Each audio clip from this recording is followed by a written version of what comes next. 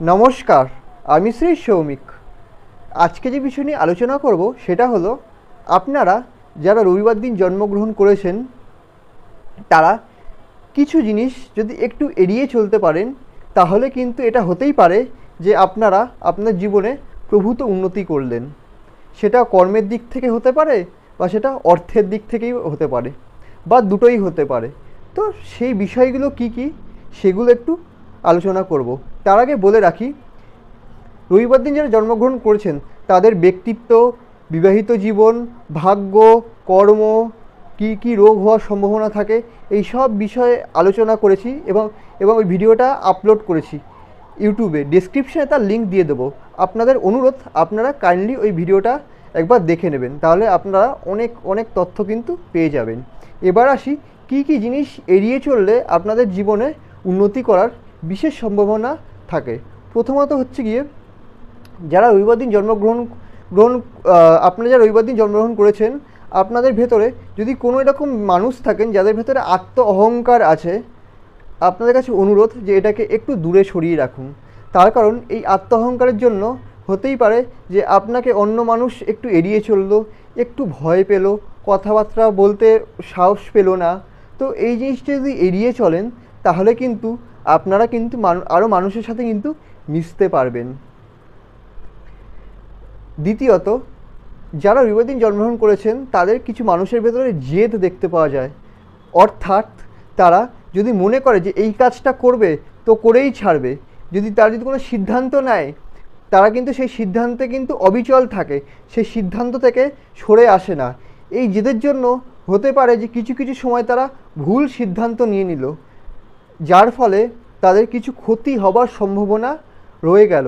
তো আপনারা যদি আপনাদের ভেতরে কোনো যদি এরকম ব্যক্তি থাকেন যাদের জেদ বেশি, তারা একটু এই জিনিসটাকে কমানোর চেষ্টা করবেন, তাহলে কিন্তু আপনাদের বিশেষ উপকার হবে। 3 নম্বর হচ্ছে,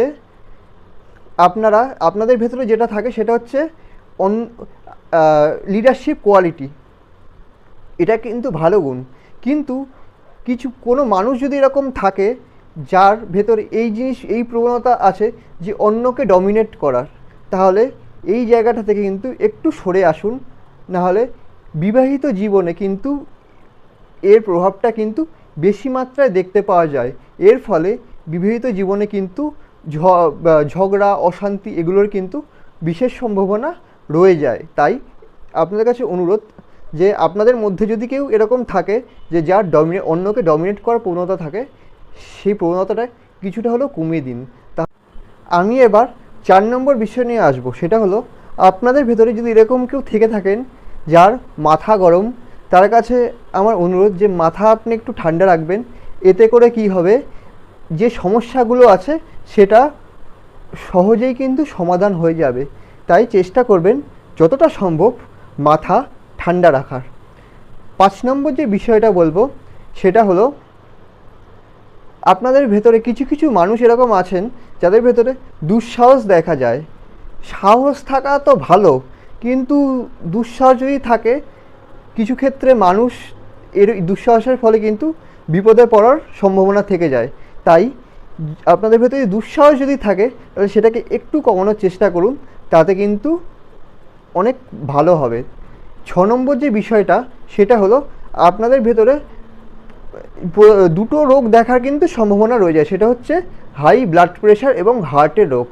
তাই আপনাদের কাছে অনুরোধ যে একটা এজের পরে, সেটা হতে পারে 40 হোক, 45 হোক, একটা এজের পরে, যেই এজটাকে আপনারা ভালো মনে করবেন, আপনারা ডাক্তার দেখাবেন, মনিটরিংয়ে থাকবেন, টেস্ট করাবেন, যাতে এই রোগগুলো যাতে আপনাদের শরীরে যাতে না আসতে পারে। ভিডিওটা কেমন লাগলো জানান। ভালো লাগলে কমেন্ট করুন, চ্যানেলটা সাবস্ক্রাইব করুন, ভিডিওটা লাইক করুন এবং শেয়ার করুন।